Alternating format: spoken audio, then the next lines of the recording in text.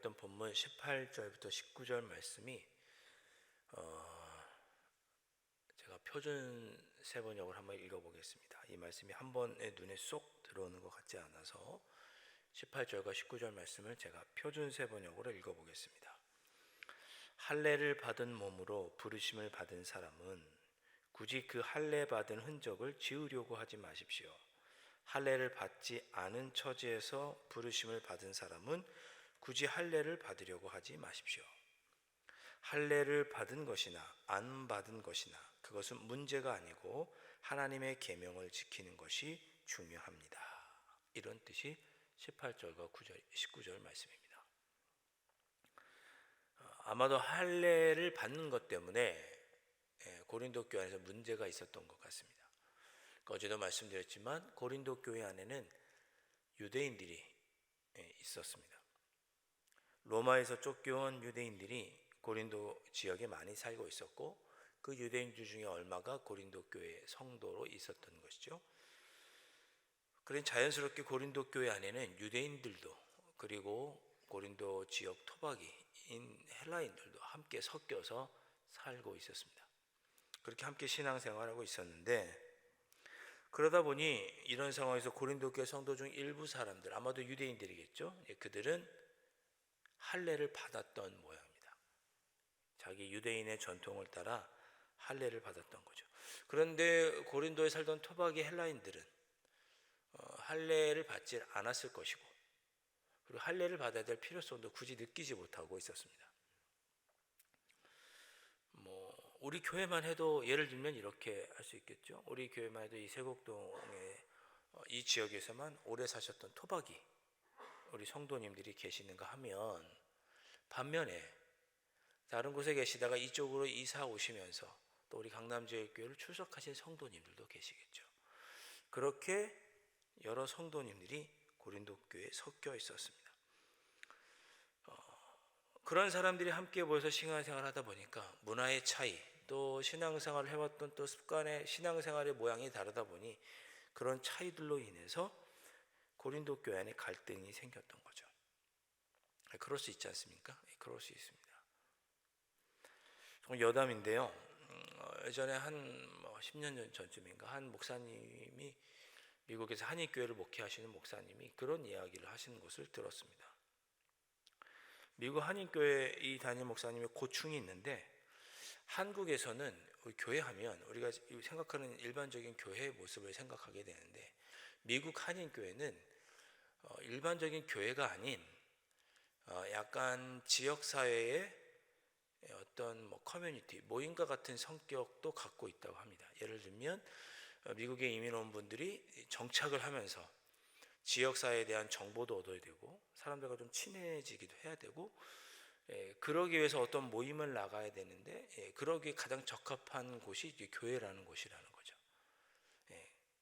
그래서 그런 분들이 교회 전혀 신앙도 없는 분들도 이제 교회를 지역사회에 잘 정착하기 위해서 교회를 나오는 경우들이 종종 있다고 합니다.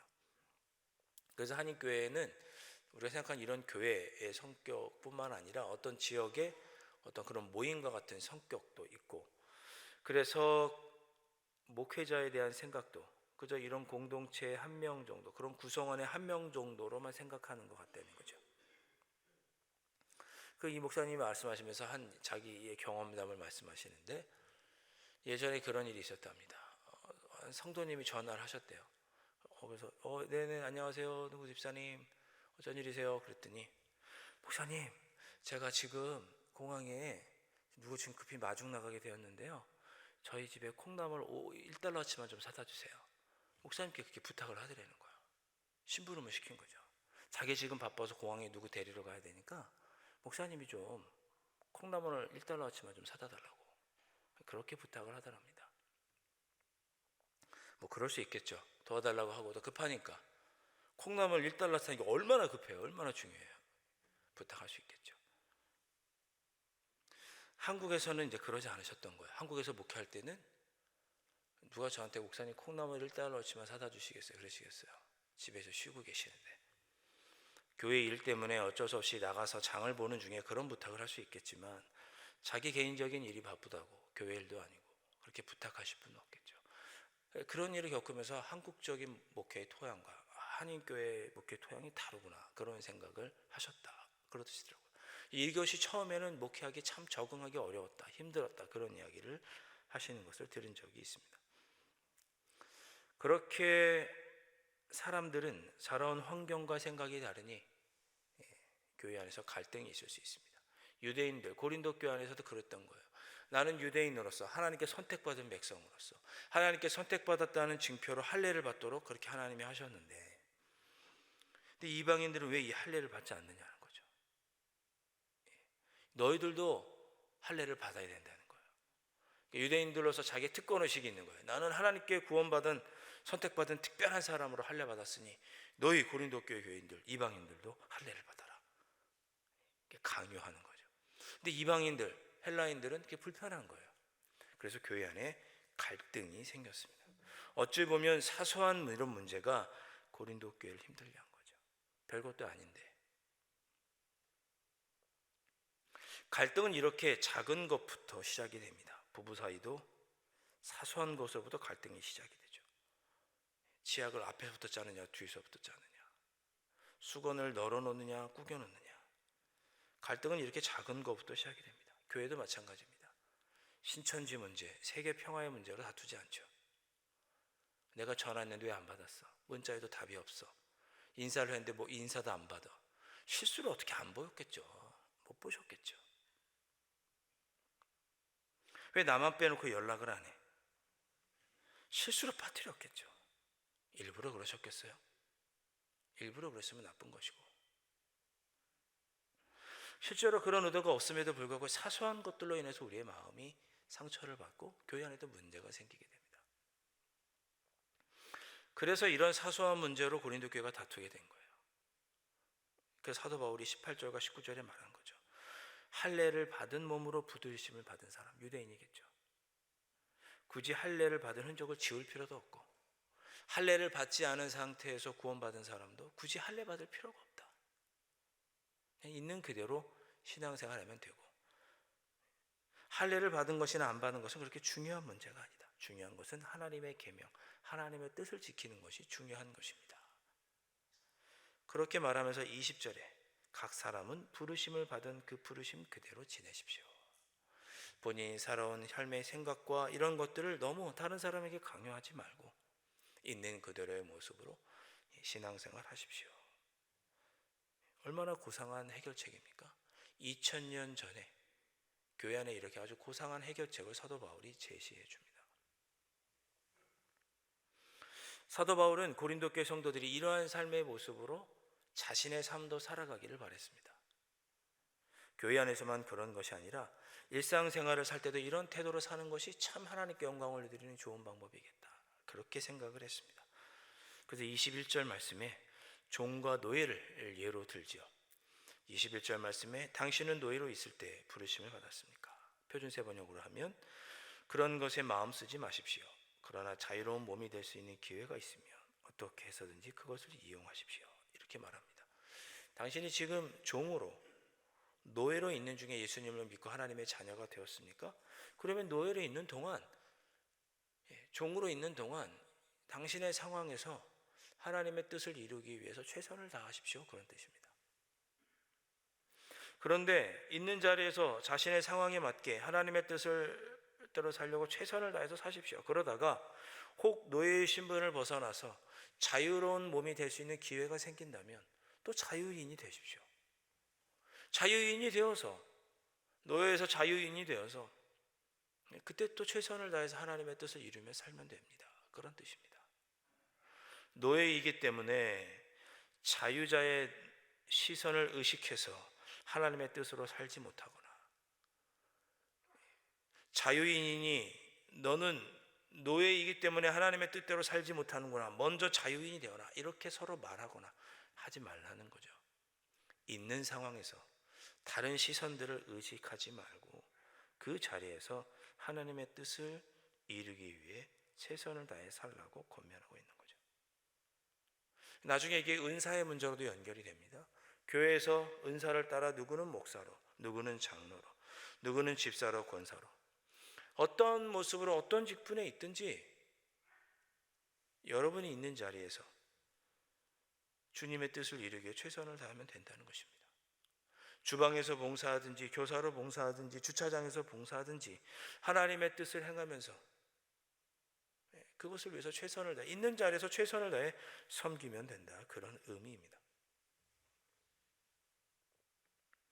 22절 말씀입니다.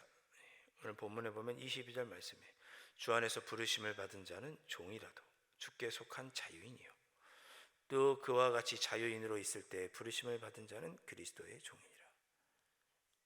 주 안에서 부르심을 받은 자는 비록 그가 세상에서는 노예이든지 자유인이든지 군인이든지 시민이든지 정치가이든지 기업가이든지 농부이든지 상관없이 주님 안에서 누구나 다 신분의 차이 없이 자유인이다. 그러니 나의 상황이 어떤 상황에 처해 있든지 하나님의 뜻을 이루기 위해 최선을 다해라, 그거면 충분하다, 그런 뜻입니다. 세상의 신분과 상관없이 우리 모두가 십자가에 달리신 예수 그리스도로 말미암아 그 보혈로 값주고 사신 주님의 자녀라는 것이죠. 어떤 목사님은 이런 걸 이렇게 표현하시더라고요. 우리는 예수님 짤이다. 우리가 물건을 살면 이건 얼마짜리다, 얼마짜리다, 그런 이야기를 하지 않습니까? 그런 것처럼 우리는 예수님 짤이다. 예수님의 피를 주시고 산 우리는 예수님 짤이다, 그런 이야기를 했습니다. 우리는 예수 그리스도의 보혈로 값주고 사신 모두 똑같은 사람이니 주 안에서 우리는 모두가 다 예수님 짤이니 삶의 자리에서 최선을 다해 주님의 뜻을 이루며 살도록 권면하고 있습니다. 23절 24절 말씀, 너희는 값으로 사신 것이니 사람들의 종이 되지 말라. 형제들아, 너희는 각각 부르심을 받은 그대로 하나님과 함께 거하라.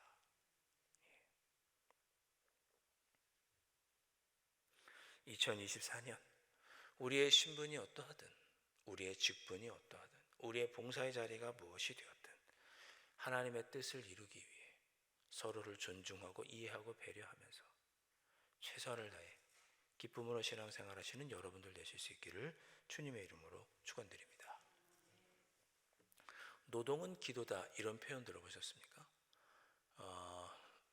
우리 신학생 때 2박 3일 동안 의무적으로 수도원에 가서 침묵으로 이렇게 영성 훈련을 하는데, 거기 가면 이 교회 그 수도원 입구에 노동은 기도다 이렇게 써 있습니다. 이 말을 했던 사람이 또 누가 있냐면, 유명한 사람이 있는데 누구냐면 공산주의의 시초라고 할 수 있는 마르크스가 노동은 기도다 이런 표현을 했습니다. 1965년에 예수원을 세웠던 대천독 신부님도, 이 대천독 신부님은 원래 아버지가, 부모님이 중국에서 장로교 선교사님이셨어요. 목회자 자녀인 거죠. 중국에서 장로교인으로 선교하시다가 처음엔 장로교였는데 나중에는 이제 성공의 신부가 사제가 됩니다. 이 대천독 신부님이 1965년에 이제 태백에다 예수원이라고 하는 영성수도원을 세우죠. 이 영성수도원을 세웠던 대천독 신부님도 노동은 기도다 이런 표현을 했습니다. 공산주의를 만들었던 마르크스가 한 노동은 기도다라는 것은 노동이 기도이니 교회 갈 필요 없다는 거예요. 기도할 필요 없다는 거예요. 노동했으면 됐지, 뭐 기도한 거나 마찬가지지, 열심히 노동하자 이런 의미입니다. 그리고 마르크스는 심지어 공장이 교회다 그런 표현을 썼습니다. 공장에서 열심히 일하면 교회 간 것과 똑같은 거니까 열심히 일해, 이런 의미로 이야기를 한 거죠. 그런데 대천독 신부님이 노동은 기도다라고 하는 것은 그런 뜻이 아니었습니다. 노동을 기도하는 마음으로 해라 그런 뜻이었습니다. 기도하는 것처럼 숭고하고 정성스럽게 일해라 그런 뜻이 노동은 기도다라는 뜻이었습니다. 이런 기사가 몇 년 전에 한 기독교 신문에 실렸던 적이 있습니다. 이것이 기독교인의 직업가 아니고 소명가 아닙니다. 나에게 주신 일은 그것이 무엇이 되었든 우리는 기도하는 마음으로, 숭고한 마음을 가지고 최선을 다해서 하는 것입니다. 그 가운데 그 일을 통해서 하나님의 영광을 드러내고 하나님의 뜻을 이루어 드리기 위해 주어진 자리에서 최선을 다하는 것, 그것이 그리스도인의 직업관이고 그리스도인의 직업 윤리입니다. 학생은 학생으로서 최선을 다하면 됩니다. 기도하는 마음으로 최선을 다해서 공부하고 숭고한 마음으로 공부하면 됩니다. 직장인도 자기의 자리에서 기도하는 마음으로 그 일을 하고 하나님의 뜻을 이루어드리기 위해서 최선을 다하면 됩니다. 교회 안에서도 여러 가지 직분이 있을 때 기도하는 마음으로, 숭고한 마음으로 주어진 자리에서 최선을 다해 하나님의 뜻을 이루기 위해 최선을 다하면 되는 것입니다. 창세기 4장에 보면 가인과 아벨이 하나님께 제사를 드리죠. 각자 자기가 했던 소산물을 가지고 하나님께 제사를 드립니다. 가인은 농사를 지었기 때문에 곡식단을 드렸고, 아벨은 양을 쳤기 때문에 양을 드리죠. 근데 하나님께서 아벨의 제사만 받으십니다. 양만 받으시죠. 그래서 한때는 하나님은 육식을 좋아하신다, 그런 얘기를 우스갯처럼 하기도 했습니다. 하나님께서 육식을 좋아해서 아벨의 제사, 양으로 드린 제사만 받으셨나요? 아니죠. 양을 쳤던 아벨의 마음이, 늘 그의 삶의 태도가 그 양을 치면서도, 그 제사를 드리고 예배를 드리면서도 그 마음은 기도하는 마음, 숭고한 마음으로 예배 드렸기에 하나님께서 받으신 것이죠. 가인은 하나님께서 곡식을 드렸기 때문에 받지 않으신 것이 아니고 그의 마음이 기도하는 것 같은 숭고한 마음으로 예배 드리지 않고, 그랬기 때문에 하나님께서 그 제사를 받지 않으신 것이죠. 오늘 우리가 하루도 살아갈 때, 2024년을 살아갈 때 때로 힘들고 어려운 일이 우리의 삶 속에 처할 수도 있겠습니다. 불확실한 미래, 여러 가지로 어려운 외부적인 요인들, 우리 교회도 여러 가지 문제가 있을 수 있겠죠. 어떤 문제들이 생길 때마다 우리는 주어진 자리에서 이 일을 통해 하나님의 뜻을 이루겠다고 하는 숭고한 마음, 기도하는 마음으로 맡겨주신 직분을 감당할 때 우리 안에 하나님께 영광을 올려드리는 기쁨이 있고 아름다운 또 삶의 열매들이, 삶 속에서 하나님의 영광을 올려드리는 일이 우리의 삶 속에 가득할 수 있으리라 믿습니다. 2024년 무슨 일을 하든지 교회 안에서나 또 우리의 삶 속에서나 이 일은 기도와 같다. 내가 내 삶 속에서 이 일을 통해 하나님의 뜻을 꼭 이루어 드리겠다. 이러한 마음을 가지시고 올 한 해를 살아가시므로 주님께 영광을 올려드리는 여러분들 되실 수 있기를 다시 한번 주님의 이름으로 축원드립니다.